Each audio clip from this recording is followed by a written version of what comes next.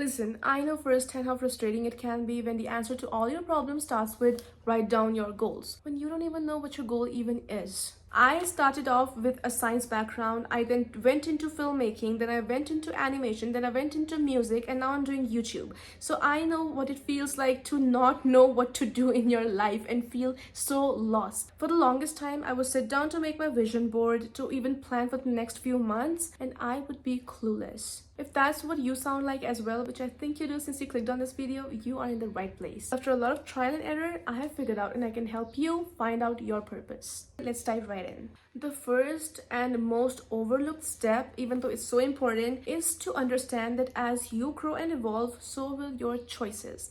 And that includes career choices as well. If you grew up wanting to be a doctor throughout your childhood and now you feel more inclined towards content creation, there is nothing wrong with that. Look at Ali Abdaal. Conan Gray started off with making vlogs on YouTube, yet now he's a musician, he's a singer. So what I'm trying to tell you is that a lot of times we do know what we want in life, but we're simply resisting it because we feel like it is wrong to want something else after all this time. But you know what? Your childhood self most likely didn't even make their own decisions. She most likely listened to what those around her were telling her she was good at, what she should be doing, and that's why she chose that purpose for herself. And now as an adult, I think you're more likely to make better choices about what you want to do in your life. Look at the circle here. You've probably seen it or even tried it because I did too, but stay with me because I will tell you how to do it in a way that you will end up recognizing your purpose and sustain it for life. Take a screenshot if you want to. This is the Ikigai circle and I will walk you through it step by step so you end up not only figuring out your purpose but also planning for it. Now if you're like the old me, you probably filled all these circles and you ended up being more confused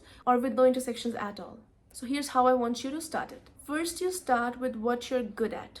These can be your talents that you're born with and whatever grabs your interest, whatever you're naturally inclined towards. These can also be skills that you've acquired or even the skills that you want to acquire. If you're still confused, you can always ask your parents or your siblings or your best friends, people who spend the most time around you, because a lot of times we really underestimate our own talents because we think that everyone can do it. Or we're only looking at people who have perfected their crafts over years of practice. But talking to others can help you see your talents. Now, instead of filling the next circle, writing the next list, we are going to filter down these skills to find your purpose. Because if you're inclined towards something and if you have skills for it, there's a reason for that. So let's not ignore it. Let's not jump into other fields and let's filter these down. So instead of writing a separate list, I want you to circle out from this very list of your skills and talents, the skills, the talents that you can monetize, that you can make money from.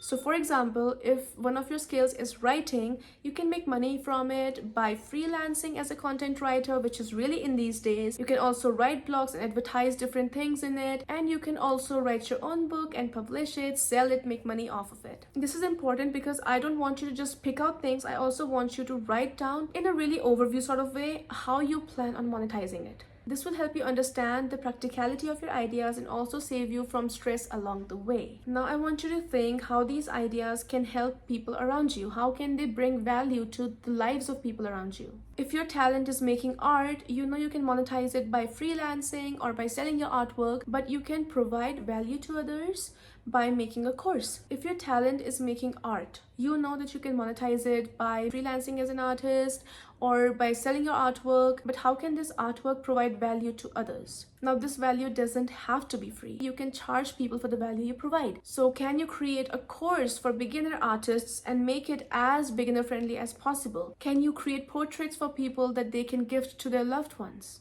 The reason providing value is so important is because on days that you cannot monetize your work, in times where you feel burnt out or you feel a lack of motivation, knowing that you have inspired somebody, knowing that you have provided value to somebody can really help motivate you and get you out of that block. And not only that, people are far more likely to want to buy from you when they know that you're not only doing this for the money, when they know that they're getting something from it as well. So it's really important to really provide as much value as you possibly can, not only for yourself, but also for others. Now, once we've done that, let's get to our last circle. I want you to select from these options these skills that you have monetized, that you have provided value with. Now you pick out the one that you love. And by love, I mean what you really like doing from start to finish, and not only the finish. The process that you enjoy as much as the result, if not more. Most times we look at these options and all we think about is the money, the recognition, the fame. And even though those are really good causes and you can certainly aim for them, that cannot be your entire purpose. Because let me tell you why that's the wrong approach. First,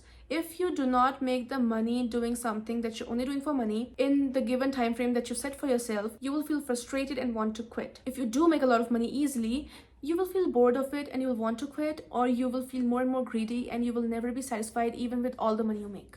Third, if you're making an okay amount of money, you will overwork yourself because you're only in it for the money. So you overwork yourself till you burn out, and then guess what?